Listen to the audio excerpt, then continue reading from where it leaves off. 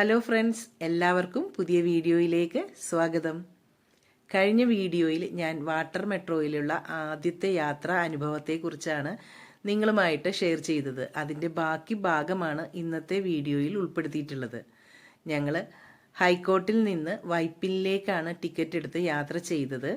അപ്പോൾ ഞങ്ങൾ വൈപ്പിനിലെത്തിയതിന് ശേഷം അവിടെ കുറച്ച് കാഴ്ചകളൊക്കെ കണ്ടു. അതാണ് ഇന്നത്തെ വീഡിയോയിൽ ഞാൻ ഉൾപ്പെടുത്തിയിട്ടുള്ളത്. അപ്പോൾ ആ കാഴ്ചകൾ എന്തൊക്കെയാണെന്ന് നമുക്കൊന്ന് കാണാം. നമ്മൾ വൈപ്പിൻ ബോട്ട് ജെട്ടിയിൽ ഇറങ്ങിയപ്പോൾ തന്നെ ഇതുപോലെ ആളുകളൊക്കെ ടൂ വീലറൊക്കെ കൊണ്ട് ക്യൂ നിൽക്കുന്നത് കണ്ടു. അപ്പോൾ അത് കയറ്റിക്കൊണ്ട് പോകാനുള്ള ജങ്കാറാണ് കേട്ടോ ഈ വരുന്നത്. ഇതിൽ നമുക്ക് വണ്ടിയൊക്കെ കയറ്റിക്കൊണ്ട് പോവുകയും ആളുകൾക്കും പോകാം. അപ്പോൾ ആ കാഴ്ചയാണ് ഞങ്ങൾ ഇറങ്ങിയപ്പോൾ തന്നെ കണ്ടത്. അതിനുശേഷം ഇവിടെ ഒരു ചെറിയൊരു കുരിശുപള്ളിയും അതിൻ്റെ അപ്പുറത്തായിട്ടൊരു വേറെ പള്ളിയും കണ്ടായിരുന്നു. പിന്നെ ഇതുപോലെ ചീനവലകളൊക്കെ ധാരാളമായിട്ട് അവിടെ ഉണ്ടായിരുന്നു.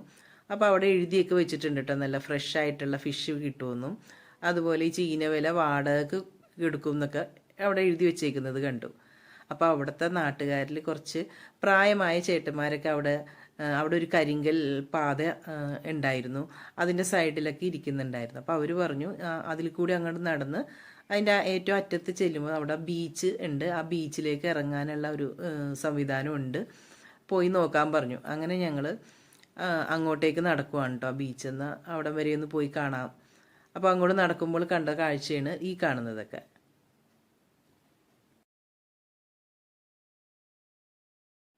കുറച്ച് നടന്നപ്പോൾ തന്നെ ആ മണൽത്തിട്ടയിൽ ഒരു ചെറിയ ഒരു കുട്ടി ഇരുന്ന് എൻ്റെ കയ്യിലൊരു ബക്കറ്റ് ഉണ്ട്. ആ ബക്കറ്റിൽ വെള്ളത്തിൽ കുറച്ച് മീനൊക്കെ ഇതുപോലെ കിടന്ന് പിടക്കുന്നുണ്ട് കേട്ടോ. അപ്പോൾ അത് ഞങ്ങൾക്ക് കാണിച്ചു തന്നതാണ്.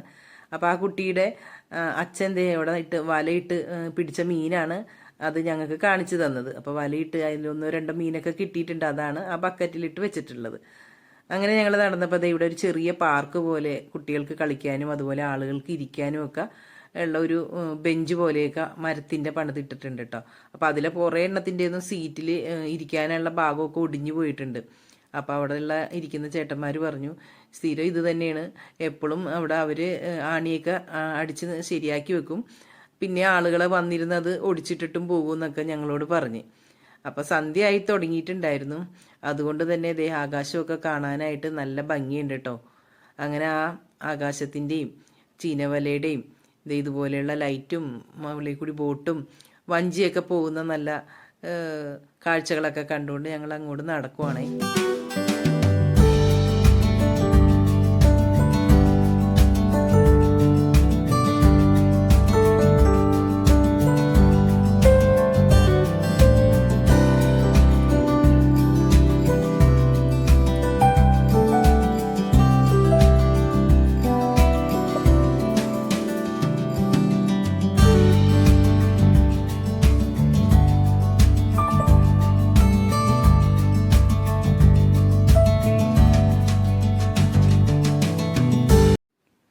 ഒന്ന് രണ്ട് പേര് ഈ ബീച്ചിൻ്റെ ഈ സൈഡിൽ കൂടി നിന്നൊക്കെ ഈവനിങ് വാക്കിന് നടക്കുന്നുണ്ടായിരുന്നു. അതുപോലെ ഒന്ന് രണ്ട് പേര് അവിടെ കാറ്റും കൊണ്ട് ഇരിക്കുന്നുണ്ടായിരുന്നു. അതല്ലാതെ പ്രത്യേകിച്ച് അവിടെ ഒരു തിരക്കോ ആളുകളെയൊന്നും നമുക്ക് കാണാൻ പറ്റിയില്ല.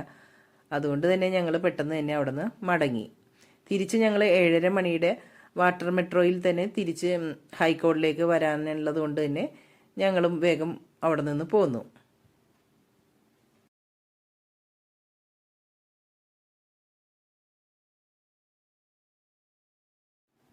എൻ്റെ കൂടെ എൻ്റെ ഫ്രണ്ടിൻ്റെ അച്ഛനും അമ്മയും ഉണ്ടായിരുന്നു കേട്ടോ. അപ്പോൾ അവർക്കും ഈ വാട്ടർ മെട്രോ ഒക്കെ എങ്ങനെയുണ്ട് എന്താണെന്നൊക്കെ അറിയാനുള്ള ഒരു ഇൻട്രസ്റ്റ് ഉണ്ടായതുകൊണ്ടാണ് ഞങ്ങളിങ്ങനെ ഒരു യാത്ര ചെയ്തത്.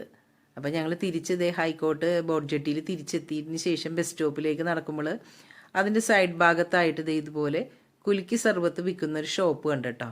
അപ്പോൾ അവിടെ കുറച്ച് ആളുകളൊക്കെ ഇത് വാങ്ങാൻ വേണ്ടി നിൽക്കുന്നത് കണ്ടപ്പോൾ ഇതുപോലെയുള്ളൊരു കാഴ്ച കണ്ടപ്പോൾ ഇതൊന്ന് എന്താണെന്നൊന്ന് നോക്കാമെന്ന് ഇത് ഞങ്ങൾ നിന്നതാണ്. അപ്പം ഇത് കണ്ടപ്പോൾ നല്ല ഇൻട്രസ്റ്റ് തോന്നി, അങ്ങനെ വീഡിയോ എടുത്തതാണ്.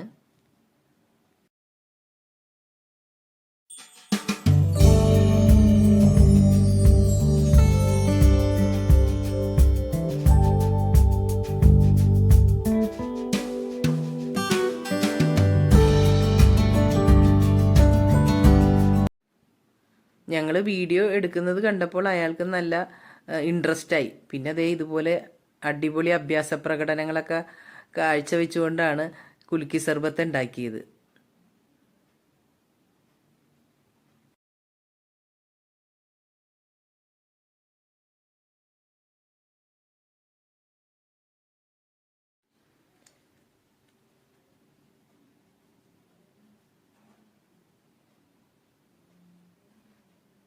എന്തായാലും കൊള്ളാം. കാഴ്ചക്കാർക്ക് കൗതുകമാകുന്ന ഒരു കാഴ്ചയും കണ്ട് കുലുക്കി സർബത്തും വാങ്ങി ആൾക്കാർ കുടിക്കുന്നതും കണ്ട് ഞങ്ങളും അവിടെ നിന്ന് യാത്രയായി. അങ്ങനെ ഞങ്ങൾ നേരെ ഫുഡ് കഴിക്കാനായിട്ട് ചിയാങ്ങിലേക്കാണ് വന്നത്.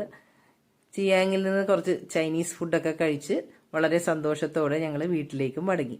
അപ്പോൾ നിങ്ങൾക്ക് ഈ വീഡിയോ ഇഷ്ടമായെന്ന് കരുതുന്നു. ഇഷ്ടമായാൽ ലൈക്ക് ചെയ്യുക, ഷെയർ ചെയ്യുക. താങ്ക്